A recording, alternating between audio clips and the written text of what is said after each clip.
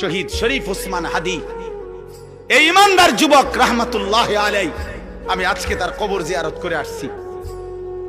তো এই ইমানদার যুবক, আমার মাটির এই সাহসী সন্তান, এই ইমানদার যুবক প্রমাণ করেছে একই সাথে ঈমান এবং দেশপ্রেম একসাথ করে শুক্রবার জুমার নামাজ পড়ে গুলিবিদ্ধ হয়ে মহান আল্লাহর কাছে নিজেকে পেশ করছে।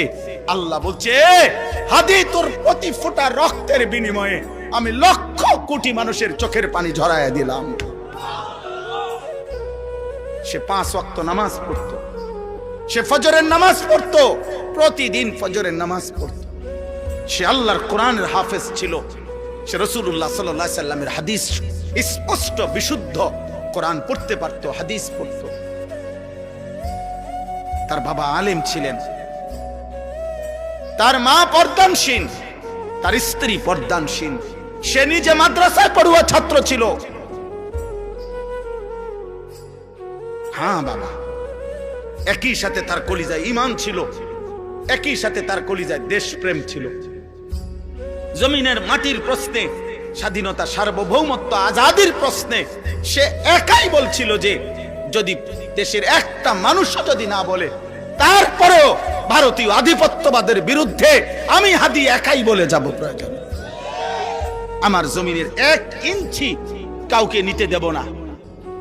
জমিনের পাহারাদার ছিল, এই মাটির পাহারাদার, আবার ইমানদারও ছিল।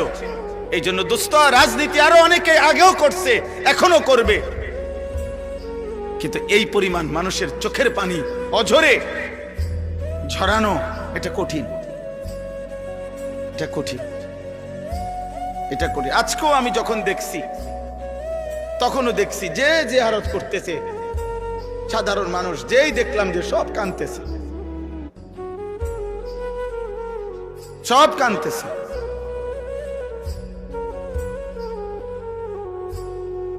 এই জন্য কিশোর ভাই, যুবক, নওজোয়ান, মরলে এমন মরাই মইর। কত হাফেজ, কত আলেম, কত মুফতি, কত মুহাদ্দিস, কত পীর, কত বুজুর্গ, কত আউলিয়া, কত হাফেজে কোরআন, কত 90 বছরের বুড়া মানুষ, 4 বছরের বাচ্চা মানুষ, সবাই চোখ দিয়ে আল্লাহ তার জন্য পানি ঝরাইছে। প্রতিটা চোখের পানি তার জন্য দোয়া না? কথা বলেন না কেন? প্রতি ফোঁটা চোখের পানি তার জন্য দোয়া না? তাইলে এমন একটা মরণ তুমি মরো, যে মরণে দেশ কাঁদবে, মাটি কাঁদবে।